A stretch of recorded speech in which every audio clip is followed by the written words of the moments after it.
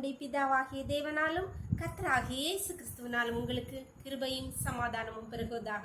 இந்த நாளிலும் கூட நமக்கு ஜீவனை தந்ததும் அல்லாமல் தயையும் பாராட்டார் அல்லவா? அவரை துதிக்கலாமா?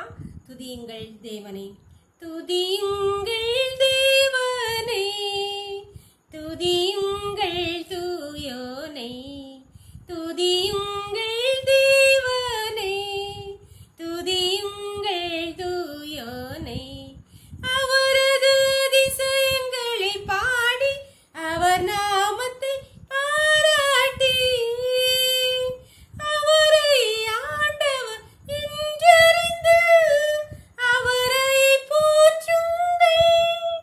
ஆபிரகாமின் தேவனை, ஈசாக்கின் தேவனை ஆர்ப்பரித்து வணங்குங்கள். துதியுங்கள் தேவனை, துதியுங்கள் தூயோனை, துதியுங்கள் தேவனை, துதியுங்கள் தூயோனை. வேறு பகுதி வாசிக்கலாமா? சங்கீதம் 81 அதிகாரம் வசனங்கள் 8-10 வரை. என் ஜனமே கேள், உனக்கு சாட்சியிட்டு சொல்வேன். இஸ்ரவேலே, நீ எனக்கு செவி கொடுத்தால் நலமாயிருக்கும். உனக்குள் வேறு தேவன் உண்டாயிருக்க வேண்டாம். அந்நிய தேவனை நீ நமஸ்கரிக்கவும் வேண்டாம். உன்னை எகிப்து தேசத்திலிருந்து புறப்பட பண்ணின உன் தேவனாகிய கர்த்தர் நானே. உன் வாயை விரிவாய் திற, நான் அதை நிரப்புவேன். இங்கே சங்கீதக்காரன் அழகாய் சொல்கிறார், எனக்கு என் ஜனமே கேள், நான் உனக்கு சாட்சியிட்டு சொல்வேன், நான் அடிச்சு சொல்வேன். எப்படி? நீ அவருக்கு கர்த்தர் சொல்லுகிறார், நீ எனக்கு செவி கொடுத்தால் நலமாயிருக்கும். உன் வாயை நீ எனக்கு ஏன் செவி கொடுக்கணும்? நான் உன்னை அடிமைத்தனத்திலிருந்து, பாவ அடிமைத்தனத்திலிருந்து, நம்ம கூட மேல் ஜாதி மக்களுக்கு அடிமையாக இருந்தோம். அப்படி வேறுபட்ட அடிமைத்தனத்தை நம்மளை மீட்டு அவரை துதிக்கும் துதியை நம் வாயிலை தந்திருக்கிறார். நாம் அவரை என்ன செய்யணும்? அதனால் அவரை சேவிக்கணும், அவருக்கு செவி கொடுக்கணும், அவருடைய வார்த்தைக்கு கீழ்ப்படியணும். அப்போ சொல்கிறாரு, உன் வாயை விரிவாய் திற, நான் அதை நிரப்புவேன். அன்பான தேவனுடைய பிள்ளைகளே, நாம் எதுக்காக நம்ம வாயை விரிவாய் திறக்கிறோம்? நம்ம எதுக்காக திறக்கிறோமோ, என்ன செய்யறதுக்காக திறக்கிறோமோ அதை தான் நிரப்புவார், அதை நிரப்ப.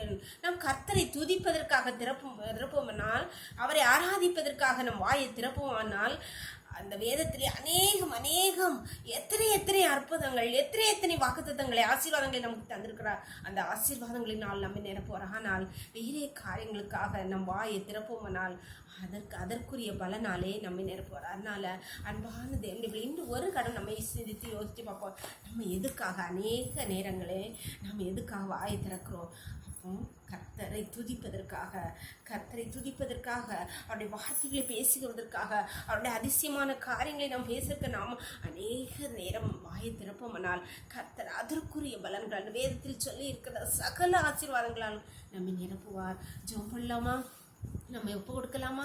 எங்களை நேசிக்கிற எங்களை அன்பின் பரலோகத்தின் தகப்பனே, தர்மியான நாளை கூட எங்களுக்கு வாய் தந்தீங்களேப்பா, கோடி நன்றி தகப்பனே.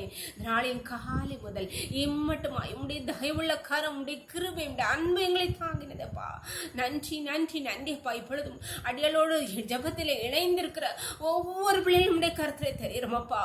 ஹல்லேலூயா, ஸ்தோத்திரம். எங்களை தாழ்த்தி எங்களை ஒரு விசை சிந்தித்து பார்க்கிறோம் ஐயா. நாங்கள் எதற்காக எங்கள் வாயை திறக்கிறோம்? உன் வாயை விரிவாய் தர, நான் அதை நிரப்புவேன் என்று சொல்லியிருக்கிறியப்பா. உம்மை துதிக்கும்படியாய், உம்மை ஆராதிக்கும்படியாய், உம்மை போற்றும்படியாய், உம்முடைய பரிசுத்த நாமத்தை சொல்லும்படியாய் எங்கள் வாயை விரிவாய் தரக்க எங்களை ஒப்பு கொடுக்கிறோமப்பா. ஆண்டவரே, நீர் சொல்லிய உம்முடைய பரலோகத்தின் ஆசீர்வாதங்களால், உம்முடைய வானத்தின் பலகளிலே திறந்து எங்கள் ஒவ்வொருவரையும் அப்பா ஆசீர்வதிப்பீராக. கர்த்தாவே, எங்களை தாழ்த்தி உம்முடைய கருத்திலே தரீரும். இந்த ரோக்களை மூடி மறைச்சுக்கோங்கப்பா. சகல துதியும் கனமும் வளமும் நாமும் ஒருவருக்கே செலுத்துகிறோம். இயேசுவின் மூல ஜெபங்கள் நல்ல தந்தையே, ஆமென். God bless you. கர்த்தர் உங்களை ஆசீர்வதிப்பாராக. ஆமென்.